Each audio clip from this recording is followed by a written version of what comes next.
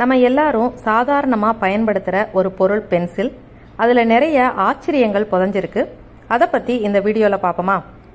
நண்பன் படத்தில் சத்யராஜ் சார் சொல்வார் பாருங்க, என்கிட்ட ஒரு பென் இருக்குது, ஆஸ்ட்ரோநாட் பென்னு. என்னுடைய ஒரு நல்ல ஸ்டூடெண்ட்டுக்கு அந்த பெண்ணை நான் கொடுப்பேன். விண்வெளியில் புவியீர்ப்பு விசை இல்லாத இடத்துல அந்த பெண்ணை தான் பயன்படுத்தணும் அப்படின்னு. அப்போ விஜய் சொல்வார், ஏன் நம்ம பென்சில் எடுத்துகிட்டு போகக்கூடாதா அப்படின்னு. அதாங்க உண்மை.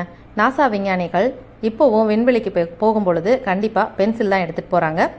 ஏன்னா புவியீர்ப்பு விசை இல்லாத இடத்துல கூட பென்சிலை வச்சு அவங்களுக்கு தேவையானதை அவங்க எழுதிக்க முடியும். அது மட்டும் இல்லாமல் கடலுக்கு அடியில் ஆராய்ச்சிக்கு போகிறாங்க இல்லையா, அவங்க கூட பென்சில் எடுத்துகிட்டு போகிறாங்க. ஏன்னா தண்ணிக்குள்ளே கூட பென்சிலை வச்சு தேவையானதை அவங்களால எழுதிக்க முடியும். பென்சிலில் முன்னாடி பிளாக் கலரில் எழுதுறதுக்கு பயன்படுது இல்லையா, அது லெட்டு, அது உடம்புக்கு கெடுதி அப்படின்னு சொல்லி ஒரு 500 வருஷமாக ஒரு தவறான புரிதல் இருக்குது. அது ஆக்சுவலாக கிராஃபைட்டுன்னு சொல்லி ஒரு கார்பனும் களிமண்ணும் சேர்ந்து நம்ம எழுதுறதுக்குரிய வடிவில் அதை தயாரிக்கிறாங்க. அது உடம்புக்கு கெடுதியெல்லாம் எதுவும் இல்லைங்க. பென்சிலுங்கிற வார்த்தை எல்லாருமே ஆங்கில வார்த்தைன்னு சொல்லி நினச்சிட்ருக்கோம். அது ஒரு லத்தீன் வார்த்தை. லத்தீன் மொழியில் பெனிசிலஸ் அப்படிங்கிற ஒரு வார்த்தையிலிருந்து பென்சில்ங்கிற வார்த்தையை எடுத்திருக்காங்க. இதனுடைய உண்மையான அர்த்தம் சிறிய தூரிகை. ஒரு பென்சில் 2 ரூபாய்க்கு கூட வாங்கலாம், அது நம்ம தேவையானதை எழுதிக்கலாம். ஆனால் அந்த ஒரு பென்சிலை வச்சு 45,000 வார்த்தைகள் எழுதலாங்களாம். அதே மாதிரி கோடுன்னு போட்டால் கிட்டத்தட்ட 50 கிலோமீட்டருக்கு ஒரு பென்சிலை வச்சு கோடு போட முடியும். 2 ரூபாய் பென்சில் தாங்க, 50 கிலோமீட்டர் கோடு போடலாம். என்ன ஒரு ஆச்சரியம் பாருங்கள். இப்போல்லாம் பார்த்தீங்கன்னா டிஃப்ரெண்ட் கலர்ஸில் எரேசர்ஸ் கிடைக்குது. முதல்ல பென்சில் தயாரிக்கும் பொழுது எரேசரே இல்லையா.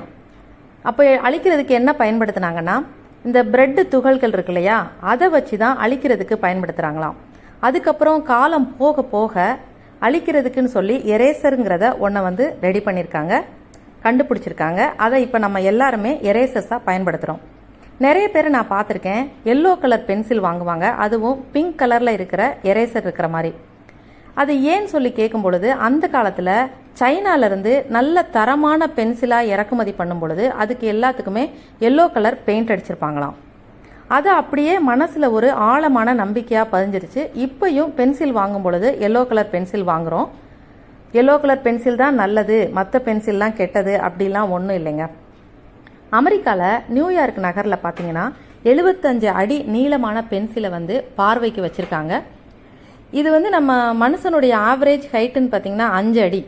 அப்போது 75 அடினா கிட்டத்தட்ட 15 மனுஷங்களை படுத்து இருந்தால் அதனுடைய நீளம் எவ்வளவு இருக்குமோ அந்த அளவு நீளத்துக்கு ஒரு பென்சிலை ரெடி பண்ணி அவருக்கு பார்வையாக வச்சுருக்காங்க. அப்போது பென்சிலுடைய முக்கியத்துவம் எவ்வளவு இருக்குன்னு பாருங்கள். நம்ம ஒரு 2 ரூபாய்க்கு கூட பென்சில் வாங்கலாம். ஆனால் உலகத்தில் ரொம்ப விலை அதிகமான பென்சில் கூட இருக்குது. அதனுடைய விலை என்ன தெரியுமா? 10,70,000 ரூபாய். ரொம்ப ஆச்சரியமாக இருக்குல்ல.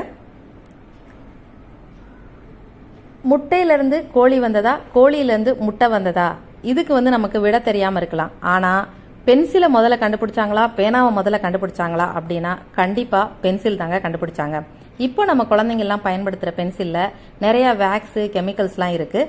ஆனால் அந்த காலத்தில் இருக்கிற பென்சிலில் இந்த இதெல்லாம் எதுவுமே இல்லைங்க. இந்த கெமிக்கல்ஸ்லாம் எதுவுமே இல்லாமல் தான் தயாரிச்சிருக்காங்க. பென்சிலை பற்றின நிறைய உண்மைகள் தெரிஞ்சுக்கிட்டோம். இந்த வீடியோ பிடிச்சிருந்ததுன்னா லைக் பண்ணி, ஷேர் பண்ணி, சப்ஸ்கிரைப் பண்ணிக்கோங்க. நன்றி, வணக்கம்.